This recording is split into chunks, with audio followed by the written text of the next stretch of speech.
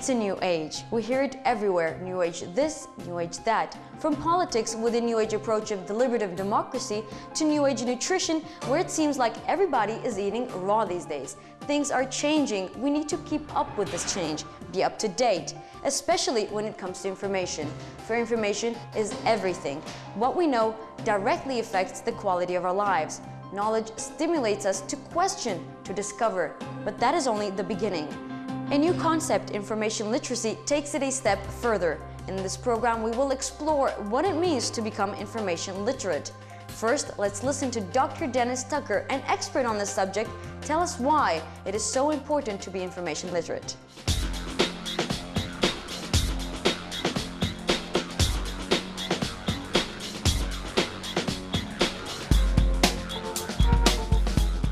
First of all, can you give us a general definition, your definition?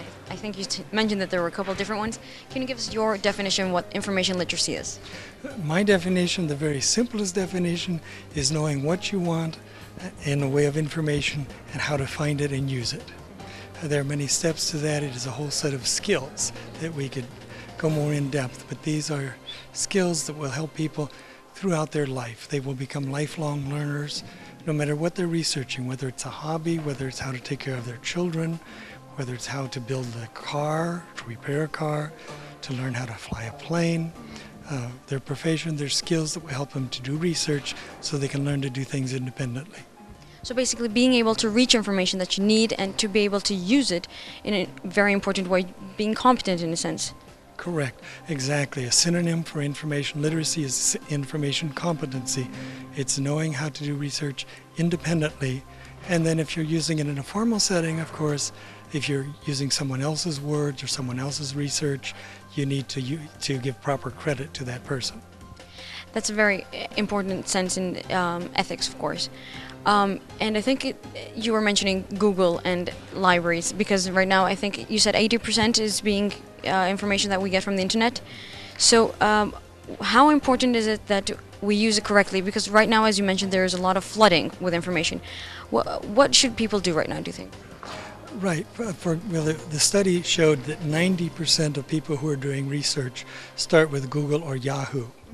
1% actually go to the library, where we have trained people and selected resources to help people do that research. And anybody that wants to can put information up on the internet. So sometimes that information is true, sometimes it's not true. How do we know? And we need to study different ways to find out whether that information is valid or not. We need to have a set of criteria for evaluating that information. So when you've taken part in this program, you know if you've got information literacy, then you can be able to separate what is valid and what is not information? Correct. A person with good information literacy skills knows how to separate fact from fiction, how to separate truth from untruth. And it's not always easy, it's not always as simple as it sounds, but people can develop a set of skills and they can say, well, I don't know, that doesn't sound quite right, let me investigate somewhere else. And then they can verify that information, or they can say, I've learned elsewhere that that's not true. And I understand that this is very, very important, obviously, because it makes you go through life, it makes you actually give you a better life in everything that you do. And you mentioned lifelong learning, for example, if you want your doctor to be continuing their education. So in which areas and how do you think people can understand the importance of this? I think everybody needs to understand the importance of this. If somebody is telling us anything, how do we know that it's true? We need to know how we can look for the truth. We need to know where to dig for the truth. We need to know how to do research. Just because something is published on the internet does not mean it's true. Hopefully it's a little more true if we read it in the newspaper, but not always. Sometimes mistaken information is published. On the internet, people can put up information that's wrong on purpose, just because they want to. Sometimes because they want to damage somebody else. Sometimes they put up false information because they want to convince people of something that will benefit them personally. So it's very, very important whether people are learning how to take care of their children, whether they are doing research for their education, whether they are learning something like how to repair a car, anything that people might want to learn, they need to learn to do good, accurate research.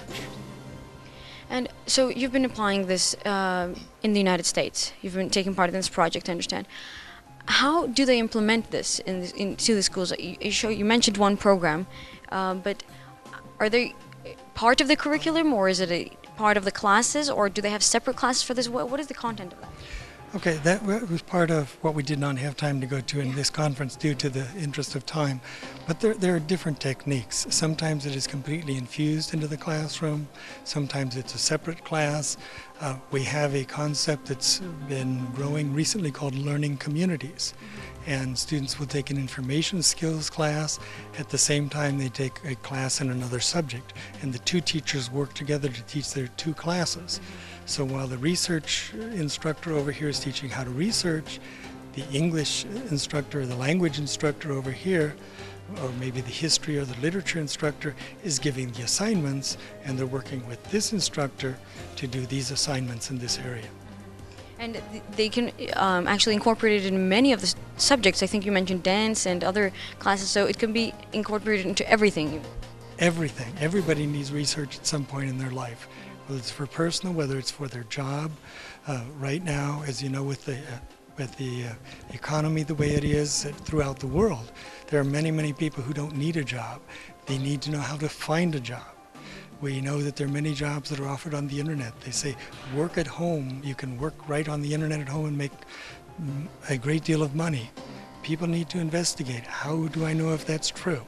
So whatever the field is, whether you're in your job or trying to find a job, whether you're at home for your family, whatever it is, people need to know how to dig in and find the information they need, how to determine what is true and what is not true.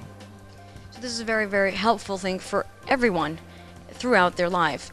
But as far as I can understand, it's been researched in the universities, I understand. How about primary schools and high schools? Why are we not starting this from childhood? At every level. In some places they are. What we have discovered in the United States, there's not really a national mandate. There's not something coming down from the top that says everybody has to do this. Education in the United States is mostly locally controlled. In some cases, state controlled, but we don't really have education under federal control. So what we found, mostly this is a grassroots movement. People locally say, we're interested in this, we want our children to learn this skill. And so it is being taught at different levels. But we have to work with the educators, we have to work with the educational administrators, so they see how very important it is. We have to work with the director of the school, the principal of the school, the various teachers, and all the way up to the Minister of Education, so that people at every level understand the importance of these skills. But if people at one level don't understand, this is why we often have these grassroots movements that people say, we want this for our children. The example I used in the conference, there was a school of nursing.